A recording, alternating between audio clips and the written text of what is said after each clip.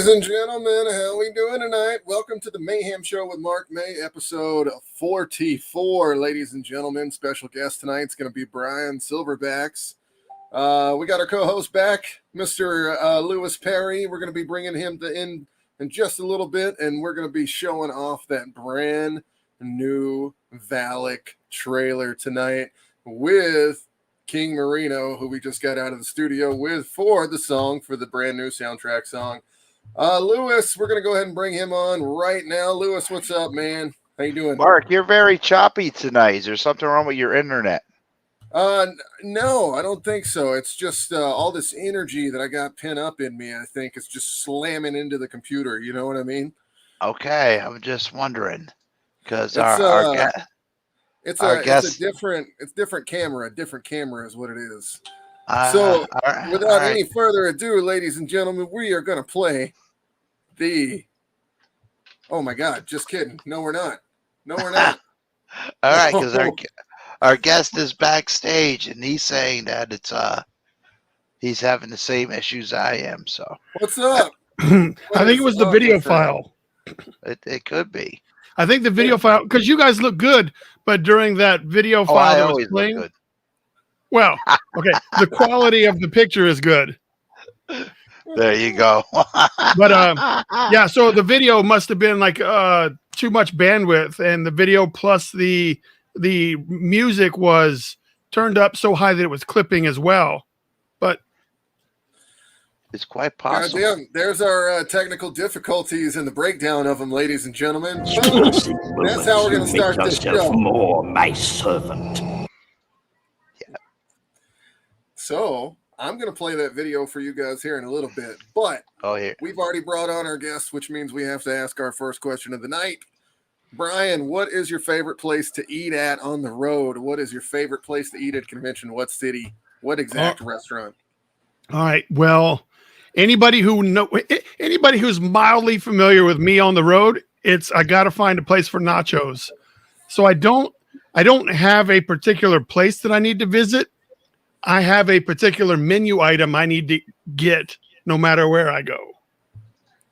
So it's all about the nachos. What's your favorite place to get those nachos, my friend? Dude, I don't know. Like, I had some Applebee's nachos when I was in North Georgia a while ago, which Applebee's doesn't seem too like, oh my God, that's the greatest. It seems kind of commercial, but they were really knock your socks off good. And then I went back like 3 weeks later to a different Applebee's, obviously, and the magic was gone.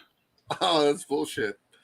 Yeah, so I'm gonna have in the house saying, "Hey guys," I'm gonna give Applebee's one more time before I decide whether or not I'm gonna keep saying that the Applebee's nachos were worth a shit. But anytime you go to a Mexican restaurant that just says Mexican restaurant, like if that's the name outside on the building, then you know it's going to be good. The best Mexican restaurant I've actually been to is in Nebraska. It's called Los Jalapenos, and it was about 30 miles out of the place that we were at that convention together in Grand Island, man. It was literally like the best Mexican food I have ever had. Now, do you live close? Like, how would you be 30 miles from where we were? Colorado. So you passed through it. Mm-hmm. Okay. Because I've never gone to another city and then just say, hey, I'm going to venture 30 miles away from where I am to go find something. I did that in Rhode Island last week, guys. I did that in Rhode Island. It's good times. Lewis, let's talk about Lewis. How you doing tonight, brother? I'm tired. Yeah. I'm glad to have you back, man. I always get sad when you're not here and I'm doing a show by myself, dude. I'm a busy guy. I mean, this is I got my own show, I got the wrestling show, I got this show, and I'm like everywhere. It's true. Everywhere. It's so true, Lewis. You are everywhere, even in the Yeah. head sometimes, my friend. What do you got for my friend Bryan here? I don't know. This is the first time I ever met Bryan. Bryan, how you doing? What Uh, you got going on? I mean, we never crossed paths anywhere in any con. My no. voice is still kind of shot from all the screaming and yelling and hollering and all the shenanigans I do. So please forgive me about that. But tell me what you got going on. I know you are a former officer of the law, so I want to thank you for your service there. Well, thank you. And yes, and so what do you got? Let's see. So I don't. You guys are probably in Colorado, West Coasty style. Like I'm in Massachusetts. okay, well I don't go that far up either. Like so, I'm pretty much just a maybe North Carolina down to maybe mid Alabama, little Florida action. I'm not to the level where I get flown around to do shows a lot. Okay. So I'm working on that. But so I haven't got. Let me ask you a question, Bryan. I'm sorry to interrupt you. Have you ever eaten at Milo's in Alabama? Milo's hamburgers. I have not. I think I've seen it though. Oh my God. Next time you're there, dude, even if it's 30 miles away, do it. It is the best cheeseburger. What is wrong with you? It's the best cheeseburger in America. Well, I will go ahead and say this, that I have celiac, which makes me gluten-free by design. Take the bun off. It's great. That's generally how I enjoy burgers. I used to have a girlfriend that was like that, man. I'd eat all her buns. It was fine. What is wrong with you? What's wrong with you, Lewis? He's a bun eater. But but no, so I don't get out of the house much, so to speak. I pretty much keep to my little circle.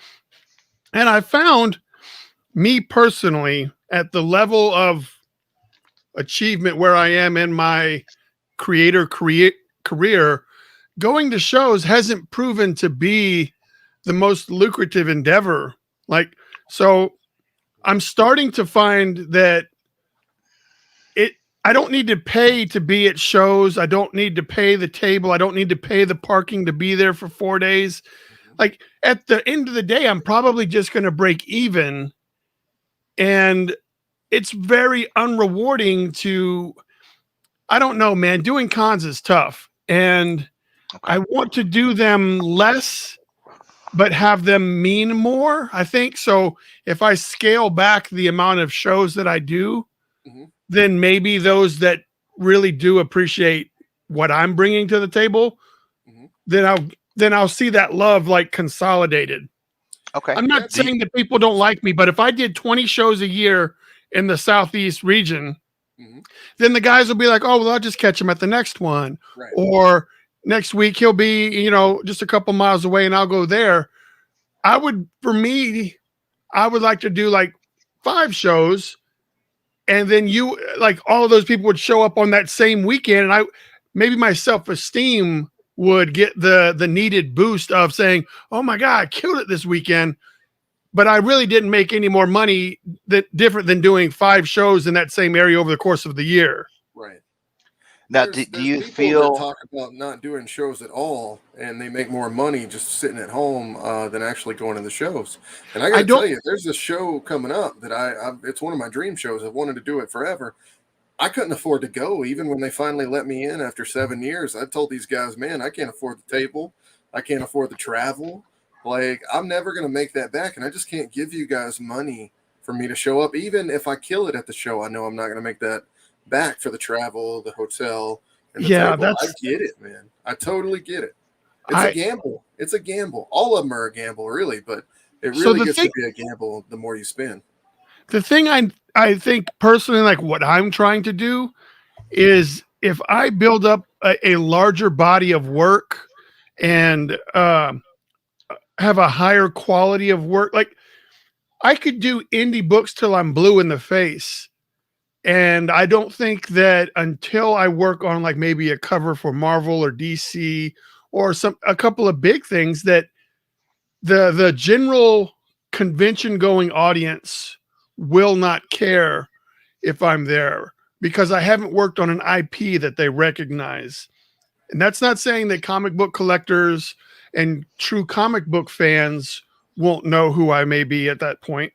But the convention going audience is not comic book fans. The convention going mainstream is if I've seen it on TV or if I've seen it in a movie. That's who attends the conventions most off. That's what we call fair weather fans. Yeah, but I don't want to say that it's not a good or a bad thing. See, fair weather makes it have like this bad connotation to it. Garrett Kissel in the house. What's up, buddy? I don't think that, I mean, you can just choose to enjoy the movies. That's fine. Go to the convention, spend your money. You're spending it, but I'm not going to get any of your money because you don't know what I do and you want to buy stuff that is about your favorite fandom. So I get it. I look at it a little different. Let me tell you how I look at it. So I look at it that these guys are being brought in.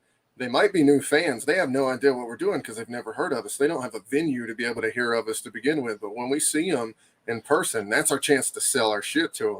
Mm-hmm. So if you can get a one-on-one in front of somebody and you can convince them it's the best book in the world, that's how you create a new fan, and that's how you keep those fans, brother. So I get that with Hellbringers. I'm talking about, like, at this stage, I don't have, hey, keep it down. At this stage, I don't quite have Kara Prime to the level of I'm ready to show the world all of this stuff at once when I do shows. So I am a cover artist to most people, right? I'm a cover artist. So when I've got 18 million covers on my table from comic books that you've never heard of, if you are the guy that goes to the movies and watches the movies, I'm going to have to try to pitch you on every one of these covers. Like, oh, this one's for HaHa. This one's for Ice Cream Man. This one's for Department of Truth. This one is for Good Boy. Whatever the case is, I'm going to have to educate them on what the pieces, what the story is. And so it's, as a cover artist that hasn't worked on big stuff, that's kind of the world that I'm in. And I may not even know much about the IP that I did the cover for. And they're like, well, what's this one? I mean, it's a good looking cover, man. You want to fucking pick it up or not? Like, I don't. So, but you have, like what I said, but you have Hellbringers. So you can, hey, here's what I've got going on. It's about this, this, and that. And here's issues 1 through this. Here's the variant covers. Here's all of this stuff. This is my brand. Come and get some. And I think that's a different style interaction than what I have. But look what you got, brother. Look what you got. I'm working on it. Let's talk about this for just a little bit. All right. So Scout picked up Loggerhead out of Kara Prime. So I did a one shot to kind of test the water because at that point I had never written a comic book. I had never drawn a comic book. I'd always just kind of been a comic book consumer and drawn fan art. So I did the one shot with Scout to do Loggerhead. And I wasn't able to fully sell my vision on, hey, I'm building this whole thing out. I'd like to bring this whole thing to Scout. And they're like, well, we don't quite see what you're trying to put together. So they weren't biting into that app for me. So now I've had to create the Kara Prime, all the Kara Prime stuff on my own as this integrated universe full of one shots and different writers and different artists, all trying to build up this world for storytelling. So yeah, that's issue 1. He's on sale now at Kickstarter. So that's Apex. He occupies the same world as Loggerhead, although they don't have to appear in the same book. So I'm trying to make this like a mini Marvel universe type thing. Like they all take place in the same world, but they're not all buddies and friends, and they don't all see each other all the same time. One story you get may feature Apex. The next story you get may have Loggerhead versus a Arctic polar bear or something, you know? I'm super excited to see what you got coming, man. World building is one of the hardest things in the world. A lot of people don't know it, but you'll spend so much time. Every thought in your brain is going towards that. So, dude, for you to be doing that, man, good on you. Well, let's talk about why I did that first, real quick. the reason I put so much thought into the Kara Prime universe and the world that I'm building is so that I can share it with my fellow independent creators that can bring their character in and have fun for an issue or two, and then their character can go back or whatever. But or if you wanted to create a brand new character, you're like, I want to create this one character. I only want to write a one-shot story. I don't want to waste time thinking of all the backstory. Well, then bring that character to Kara Prime and tell that story, and then you can go. Like, we've done the world building for you, but the reason I built it the way I did was to have independent connectivity and add a resource to independent creators. That's the reason I made it. And that's what I'm doing. And you're doing great, man. And it's exciting to see what you're going to have coming in the future with all this. And I got to ask you, I know Lewis is going to have a question for you right after this one too, but I just got to ask, man, what made you want to become an artist and go down this path? We all have different stories. So what's yours on this? How did I get here artistically? How did you get here? Like, where'd you think one day I'm going to go from being a police officer to an artist and a creator? Like, where does that happen? Well, first off, I'm old. So I was really heavy into comic books when the whole, like right before the Image split happened in comic books. So I was collecting all those Marvel, X-Men, all that stuff. And then I collected all the Image stuff. And as I was graduating high school, I was like, man, I could get a job doing this. And in 1994, there was no internet, and I didn't possess the means or resources or the knowledge on how to try to make that happen. So once I graduated high school, I was like, well, that dream's dead. I'll go sign up to be in the Army. So I went to the Army, I got out of the Army, and then I did janitor stuff. And then after the janitor stuff, then I was a policeman because it paid better than the janitor stuff. And then so while I was a policeman, it was 2013, I saw this site that people could buy fan art t-shirts that were like mashups. And the shirt in particular said Daredevil, and it was a naked Daredevil swinging over the city. And the other officer told me about it. He's like, hey, you can buy these on this website. Like, that's somebody who just sent their artwork in and now is getting paid. And I was like, oh shit, I need to check this out. So after I did that, so I'm still a police officer, but I used the next, year to learn how to do digital art and to start making connections in that t-shirt game. And then in 2013 through 15, I probably made like $300 a month extra of spending money by doing these funny comic book style mashup t-shirts. And I was making good money. So now I went to my first convention as an adult, and it was a Walker Stalker Con. And I'm walking by and I'm looking at all these cool artworks. I was like, man, I didn't know anything. So I'm looking at these cool artists and I'm like, dude, one day I could be like, what do I have to do to get there? It was my first question to myself. And then I thought to myself, like, I see a couple of these guys and I think I'm better than that guy. I think I'm better than that guy.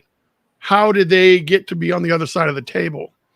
So at that, I started walking around. I was like, hey man, if you don't mind, what is it that you do that got you to the backside of the table where you can sell stuff at these conventions? And then I got this magical word of advice. I paid to be here.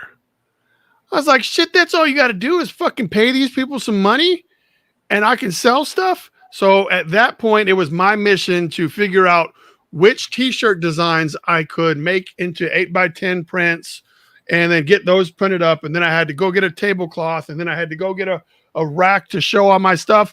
And then I was like, all right, I'm signing up to do some of these fucking shows. We're going to see what's up. So as a police officer, I would use my weekends off and see if they would ever line up with a show. And then I'd apply to the show. It wasn't really applying. You just pay. So I paid, I did a couple of shows, and it started working out well for me. And I was doing that. And then 2015, I had some unfortunate things happen, and I found myself unemployed.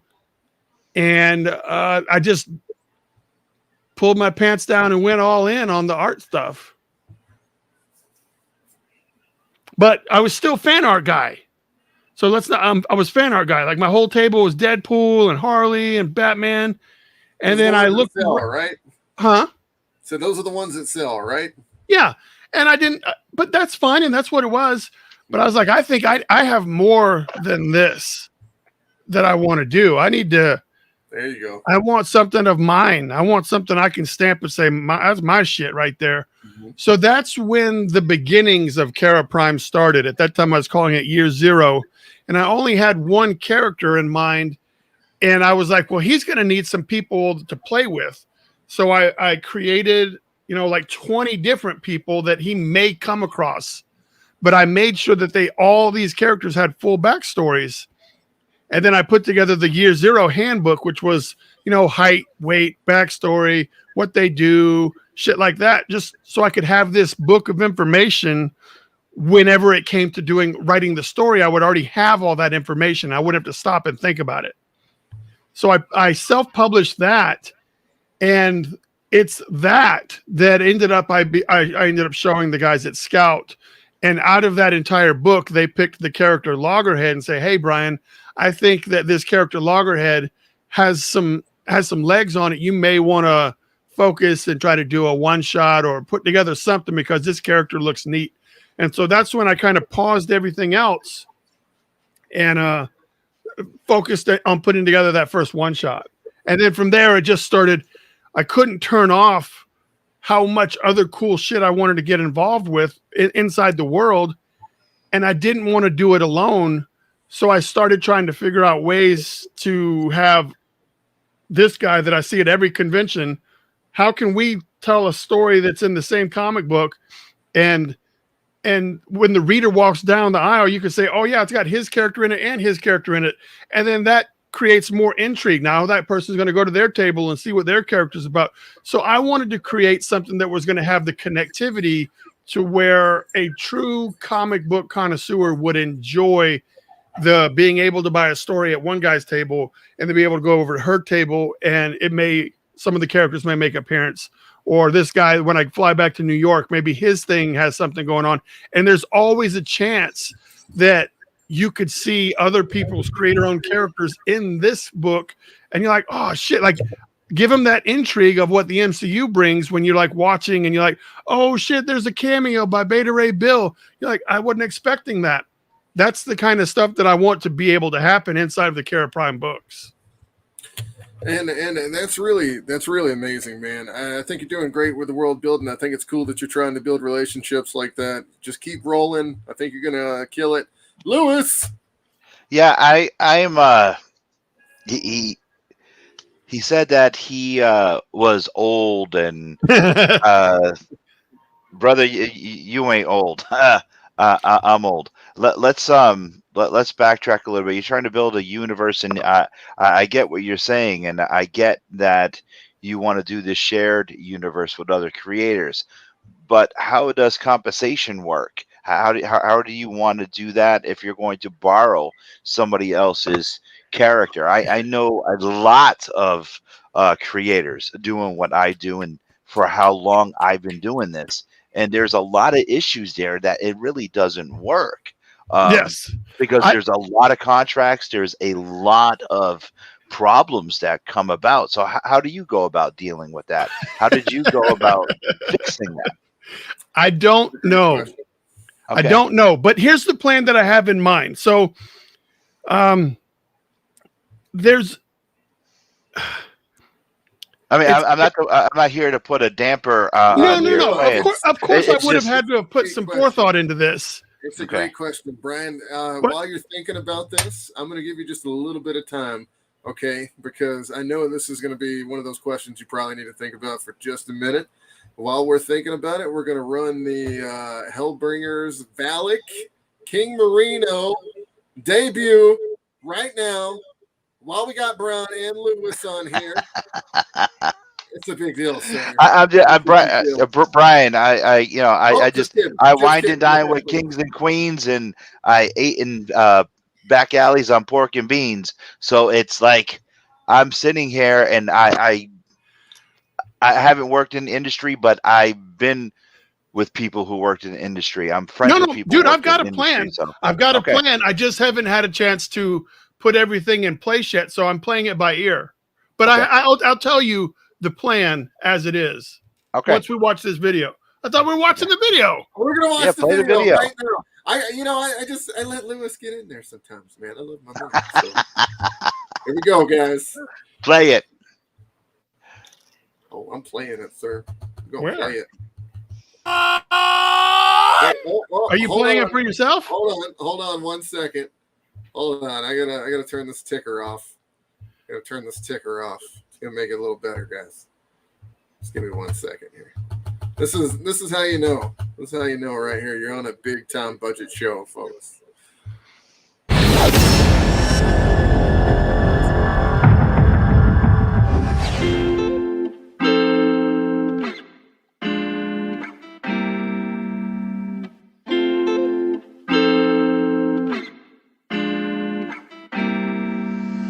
Valek's woman was taken from him by Samoan guards who caught her out there breaking capo laws, beaten and left for dead.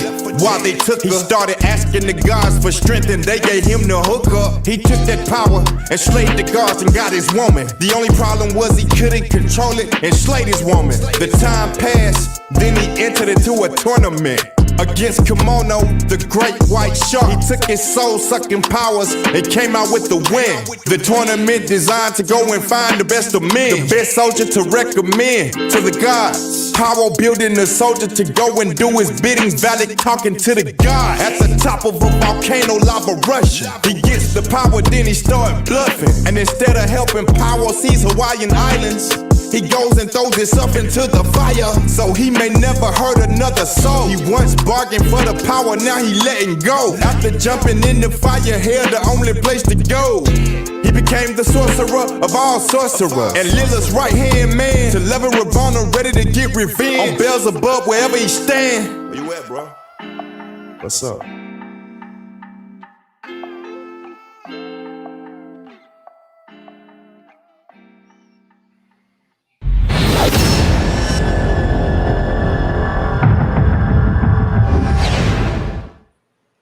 All right, guys, what'd you think of that right there? That is the debut of mine and King Marino's rap trailer for Valek the Sorcerer's Revenge, coming out December 7th. It's going to be huge on Kickstarter. Because I'm confused.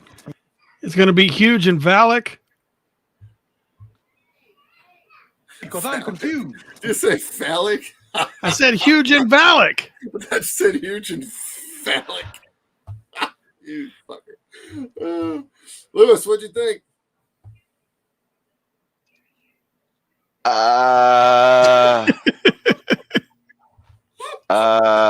Because I'm confused.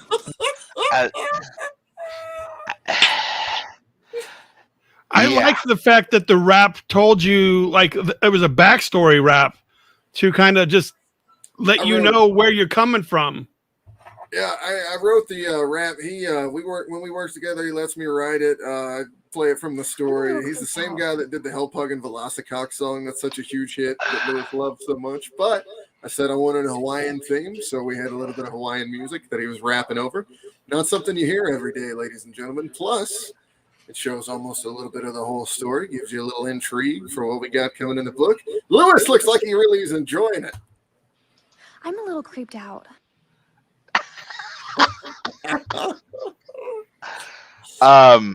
Good deal. Woo! Yeah. It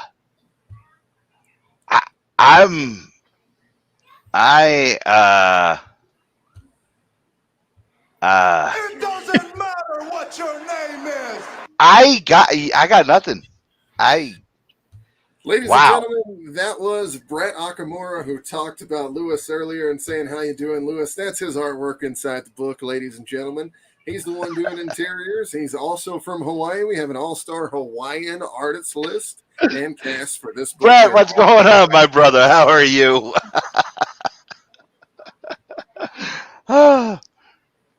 So, Also, Yeah. Andrew comes in, says he lurks in. Yes, he is lurking, ladies and gentlemen, as we speak. What's up, Andrew? Andrew Brett is the is living awesome. kaiju. Brett has been And amazing to work with, so I just want to throw that out there. Brett, thank you so much. You are hardworking as fuck, and you have been killing it. He's a beginner, but he's trying to kill it like he's not, ladies and gentlemen, and he's doing a great job. So, Lewis, we're going to blow your mind when we're done. You know, I like Okay. making the trailers all weird. Wait till you see the actual book, my friend. It is the first book about a Hawaiian hero. So, Bryan, let's go back to it, my I'm friend. sorry. I got not to Lewis. hold on Oh, one go second. ahead. Go ahead. Not to name drop or anything, but I got Jack Purcell from DC Comics. He's been texting me. He's watching the show, but he's also working on some stuff. So he's laughing at me the entire time. So I just want to not say, yeah, he's laughing at me and the sound bites. Who's not laughing at you all the time? You are something else, my friend. And Andrew is the 24/7. Get that out of there. And Andrew you don't is see a lot of Road Pig. And Andrew, excuse me 1 second, Mark. Andrew says that he is the 24/7 kaiju champion, but when it comes to being the whole effing show, Andrew, my little brother, you know who that is right here. Okay, just so you know, I love you to death, and I'm waiting for my Christmas Now, card. I'm just wondering how you can be, as a true wrestling fan, recording this while AEW Dynamite is live right now. Can we end the show, guys? I just don't understand. Like, for me, like, I've honestly, outside of this, I have had people ask me to come do a show, and I'm like, if you're recording on Wednesday, you're gonna have to find somebody else. Let me tell you something. I am the biggest AEW fan out there. I watch all the recordings every time we get off the show. I'm already watching it. It's just I can't believe it. Like, Lewis, this is the only night we have that we can do this together. And if it wasn't, let me tell you, I'd be watching AEW every Wednesday because it is fucking amazing. I love AEW, man. Well, let me get to the question. Sir. Yes, please. Because I mean, if we could turn this into a wrestling podcast pretty quickly, but Geek Player. So the way that I've designed it is it's so complex. Like I really work it out individually with the creator that I'm working with. So for an example, there's an issue coming out where Loggerhead is fighting a brand new character, but that brand new character was created inside of Kara Prime from another creator who is going to leave it inside of Kara Prime, but they'll be the one in control of it. I don't know if that makes any sense. So this creator made their own character and is living inside of Kara Prime, and he'll be the only one that can use that character. But there's another girl that I'm working with. She has a series that she's been writing, and she has a main character that done 4 issues already. And so her character is going to do a one-shot inside of Kara Prime, and she's going to write it, and we're going to tie it together. So when her issue comes to Kickstarter, once all of the bills are paid, once all of the logistics and the printing and the shipping and everything's fulfilled, there's going to be this amount of money left over. And then she will get, half or no, if she, based on what your role was, that's how much money you get. And then you'll just get issues at cost for printed up so you can keep them at your table. So there will be there's no improperty for this, because I just don't know how to do it. And I don't have anybody with legalese on my side to help me. Like I definitely am not trying to take advantage of anybody. And that's not the goal. It doesn't sound like it at all. It doesn't sound like you are, brother. But so I'm working with people. Like, so on the second issue that is on Kickstarter right now, I co-wrote it with another creator. Mm-hmm. And so we don't know how much money is going to be left at the end of the Kickstarter once fulfillment is done, but it will be split 50-50 between he and I, because we did 50% of the work and we both paid to have it colored and inked and all that, we split that cost completely. So we could end up with $3,000 to split, or we could split $50. So I'm only at this level, I'm only able to just promise you half of whatever it is, but it may not even be enough to pay you back for the cost that went in to make it. Gotcha. So this is really just hope and a prayer, bubblegum. Let's not fuck each other over and see what happens. Like that's, and it's only because I don't have anybody in my circle of friends or network or anybody that can sit down and help me design a legal way to have this done. So I'm not here to fuck anybody over. I'm pretty sure that everybody I've ever dealt with in the world of comics or in life will tell you that I've never intentionally fucked anybody over, and even not unintentional, but I'm pretty straightforward, not beat around the bush. Everything is what it is. So I'm hoping that people believe in what I'm trying to put together and are just want to help. Okay.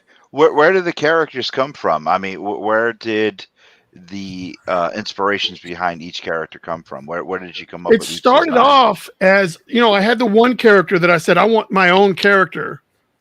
And then I got to thinking, like, I see these guys in Artist Alley and they have this one character, but there's a lot of customers out there. And if you just focus on that one character, it may not connect with this guy. He really likes what you're doing, but he doesn't connect with that one character. And if I only focus on doing that one character, that guy I'll never truly have that guy's support. So my goal was to take the one character that I liked, that I already had in my heart, and build other characters around them so that I could focus on this issue or this storyline. We're going to focus on character A and B. And even if you don't like it, you're like, hey, Bryan, I like what you're doing, but I'm not a big fan of turtles, and fuck that book. So my next book could be about a big killer whale guy that just wants to play video games. And you're like, all right, Bryan, now you've got me. And then when I show you that the killer whale story is taking place in the same world as that turtle story that you weren't quite feeling, you might be brought into what we're building as a whole, because I have all these different characters that have different backgrounds, different stories, different personalities, and something is going to appeal to you. That's okay. My question was, where did each character come from? Meaning, what inspired you to create each character? Like, this character came from this inspiration. This character came from that inspiration. They're not. It wasn't fully planned out that way. Okay. So there's like I wanted a Captain America style character. Every comic book thing has a Captain America style character, and I wanted one. But I wanted my guy to, so I just tried to write a more interesting and completely different backstory for a character that, kind of maybe at one time occupied that Captain America role. Like, it would be a cool Captain America story, but it doesn't have to be Captain America. So I had a guy like that. So Loggerhead, for me, when I created Loggerhead, I wanted an Incredible Hulk style character. I needed somebody who could smash some shit, and somebody who had somebody. It wasn't just a big mutant big guy. There's a backstory. He was a low income guy living on the bayou, eating crawdads and shit like that. And he grew up hunting for a living, dropped out of school to help his family and stuff. And somehow he ended up like this. So he's got a heart. So but I need it in my world. I'm like, I need a big smash guy. So that when Baku was my main character, I was like, if he can't get it done, I need to have a guy that he can call and say, hey, I got this guy to come get it done. So I was like, I need my Hulk character. So I needed a big monster. And I was like, well, what can I match him up with that looks gnarly. And I was like, a big fucking snapping turtle. Like, let's go with a snapping turtle. So I did the snapping turtle, and then I was like, it's just going to look like a Ninja Turtle or some sort. It's going to look weird the way I had it drawn, but I was like, let's humanize him. And that's why I gave him the row of teeth on the inside, to show you that he was a human that turned into this thing.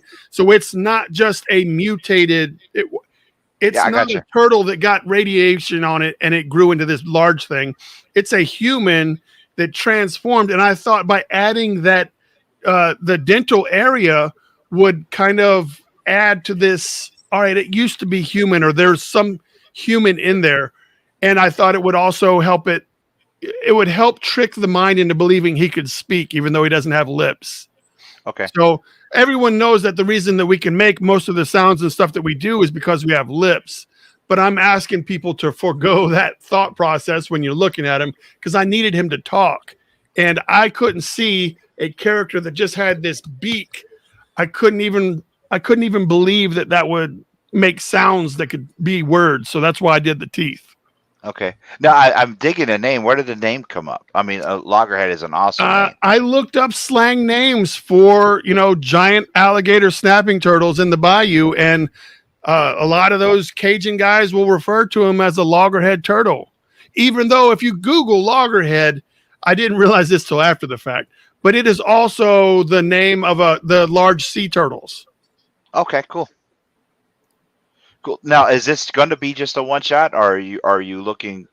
All right. So the loggerhead thing that I did at Scout was a one shot, but only because I didn't think that I had enough wherewithal inside. I'd never drawn a comic book.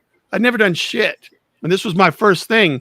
So I had Scout's blessing to do a one shot. Like they were willing to buy into me doing a one shot. So that's not a huge investment on their part. That's pretty cool, man. That's a huge achievement. So that was me testing the water. And so yes, that's a solo self-contained one shot. But like I said, it's part of a bigger story of Kara Prime. So I'm testing myself with creating these small 20 to 24 page stories to see if I can get in the rhythm, like to tell an 80-page story, or to tell, something that could fit inside a graphic novel. I'm working my way up to it, but I have a lot of stories I want to tell. I don't know what I'm doing. There's nothing wrong with that. No, you're doing it's fantastic. Now, is this exactly what you're supposed to do, man? Look, I don't have a fucking clue what I'm doing either, dude. Look at me. First, let me explain. I've been doing what I've been doing for 8 years, and I came on board to Mark's show here because this is what I do. So I came on board to help Mark out with running the sound and stuff. So I'm putting you. Don't think I'm putting you on the spot. No, dude. I enjoy being on the spot. Like for me, I'd rather you ask questions that you don't think I'm prepared for. Because when you do podcasts and live streams and shit, it's all just the same basic 5 questions, and I'm tired of those fucking 5 questions. Oh, hang out with me a little bit more. We'll get deeper. We don't do the basic 5 questions here. Well, that's fine, but I mean, you're also asking me questions like you care about who Bryan is and what Bryan's doing, not just, hey, you've done some stuff. Tell me what you got going on. I'm gonna go get a sandwich. Folks, I own Loggerhead. Just saying. All right. Are your books available for the public up north, up this way? I mean, can they go to a website? Can they go to your Facebook page? Can they buy those books if they're not at a LCS up there? If they can't make it to a con, how can they get to Kara Prime? How can they get to your right now? I do have. Well, first off, they haven't missed much. Loggerhead was published through Diamond and stuff, so anyone who went to an LCS could have gotten a copy of that. Okay. But now I own all the overhead. I bought all the issues back from Scout, so I have them all. Okay. But as far as Kara Prime goes, like I did a Kickstarter earlier this year for this anthology that I did. Mhm. And this is 19 different stories inside of this book, written by 19 different creative teams, but they all are Kara Prime characters. So you can, at some point, wow, what the fuck happened to the cover? At some point, you will be able to, but once I have the extras, I'll ship them. I have a website, silverbax.com, and all of my shit is, sold through silverbax.com after it leaves Kickstarter. Okay. So I do Kickstarters that's the way that I pay myself back because I don't bring projects to Kickstarter looking for money to get shit done. I bring things to Kickstarter when they're already done, and I'm looking to pay myself back for the money that I put into it. That's what I do too. And to me, that way the customers they'll get their product quicker. There's less to worry about, like, oh, well, what if someone gets hit by a car and I pledged $3,000 to get the special super dipped in gold cover with the semen on the inside. Like, if they want that cover, Is that Mark? I'm sure there's some sort of devil semen on the inside of one of them. I have gold covers, you bastard. No. But I'm saying, like, suppose someone had pledged to get the diamond encrusted, WWE title cover that you did, and then you die or the project hits a wall, and then they don't get their $2,000 that they backed you for. When it comes to that. For sure. So I try to make sure that I'm only bringing stuff to the table once it's complete, so that all we're going to do now is wait for the check to clear and for the printer to print the shit, and then I'll send them to you. Okay. That's the way it should be, ladies and gents. You should already have that project rolling full. But I get it, man, because some people don't have the artistic friend that will do it for X amount of dollars, or maybe you don't have the upfront money to pay the artist. Yeah, I get it. I understand why people do it, but I also know that people backing those Kickstarters are gambling. Mm-hmm. Yep, and that's the cool thing about, like I said, our Kickstarters that we do for Hellbringers. I already have the project almost done by the time it's almost Kickstarter time. Let's talk about Valak for just a second coming up. I probably have that book done.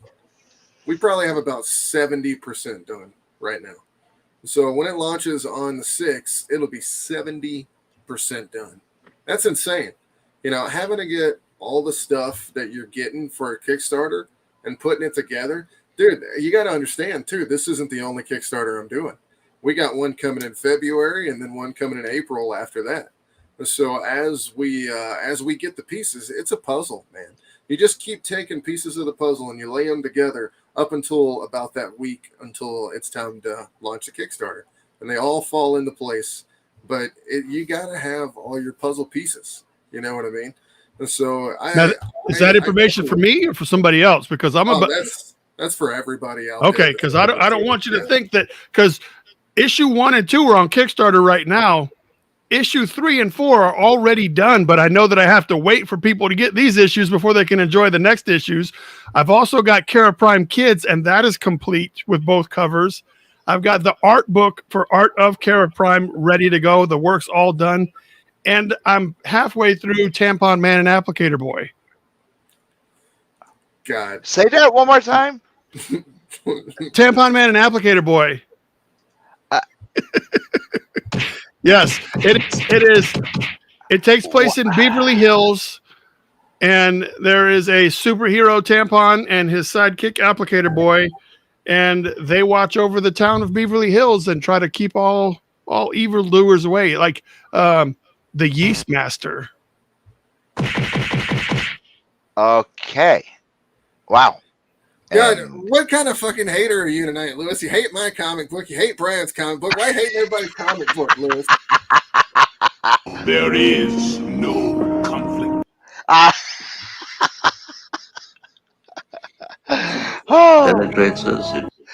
don't know. But This is so Tampon Man and Applicator Boy for me is. It just took me by surprise, Brian. I'm like, what did he say?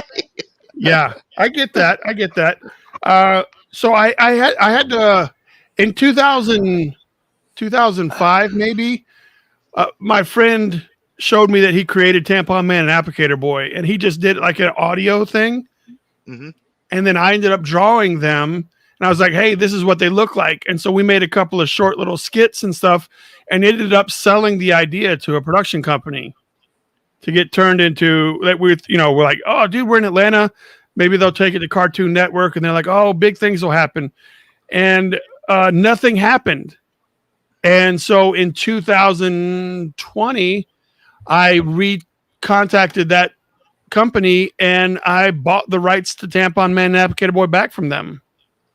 So now I own the rights to Tampon Man and Applicator Boy. And since they didn't do anything with it for 12 or 13 years, I said, well, I'm going to make a comic book. And what I'll do is I'll treat it similar to Jacob Bear and his Jacob Bear does his My Little Ponies and Marat does his Do You Poos. This will be my thing, except I am not going to be relying like I won't be, I won't be doing like a mashup IP thing. Like they do My Little Pony meets characters you already know, or Winnie the Pooh and Tigger and them versus mashed up with characters you already know. Like I'm going so that way. And when I say that, mine will be a funny book. Like those are supposed to be funny. And then mine will be a funny book, but I'll also do like the homage cover every time I do a big show and be like, yo, here's Tampon Man and Applicator Boy doing Spider-Man 300. Here's Tampon Man and Applicator Boy doing Wolverine #1, so that way that I can give my fans those funny homage covers that those guys are have the market cornered on. I want a little piece of that action too, but I want it with Tampon Man and Applicator Boy. Cool. That's awesome, Cool. man. Lewis, you know what time it is. Yeah, I do. And all right, let me try to let me come up with something. Crap.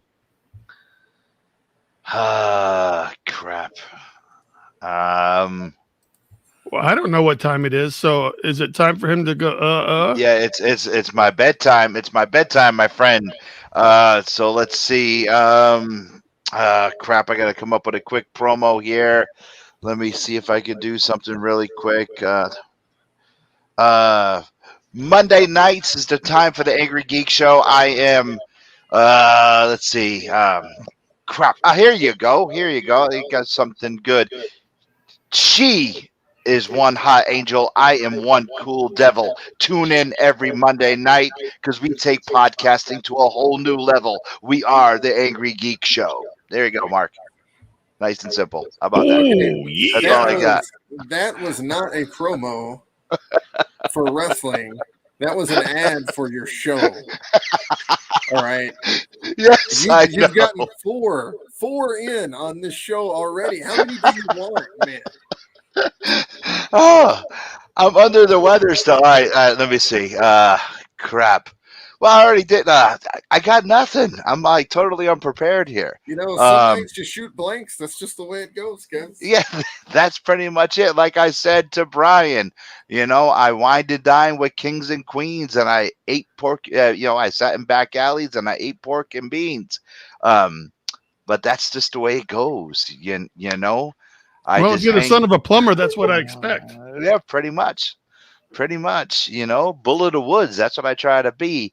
And Andrew says, off topic, but Cody in the Cena treatment. LOL. Well, someone just threw Cody's belt from the crowd ring, hitting the competitor unruly lately. What? Andrew, give me a call and we'll talk. Andrew is actually a fan of the other show.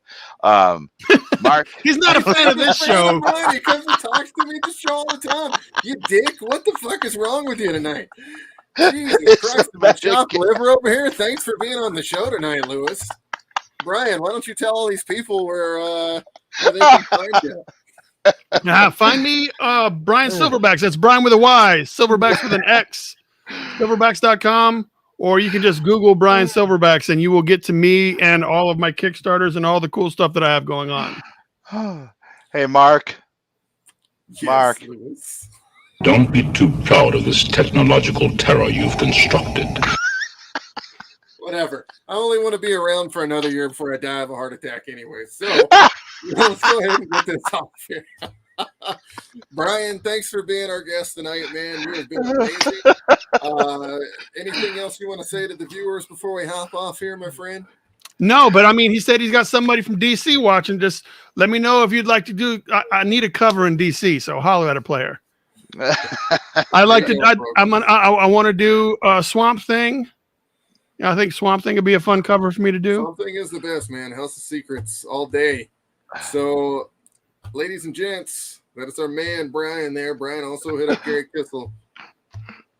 Bryan, it was a pleasure to meet you. Mark, love your brother. I'll see you next week. You too. I'll see you next week. I'm gonna be Gator May next week, you motherfucker. Wait to see you. No, you better not be. Right when it shows up, I'll go, hey, it's good. I got a bad feeling about this. You should. You should. See Ladies and you guys. gentlemen, thank you so much for being on tonight, guys. You know what this means. It is the end of the show, ladies and gents. So without any further ado, you guys have a wonderful evening. Bryan, Happy Thanksgiving. Happy Thanksgiving, everyone. Next show we'll be doing to Albuquerque. We'll see you soon. Also, check out that Nia cover she's doing. It's coming. Wait and see.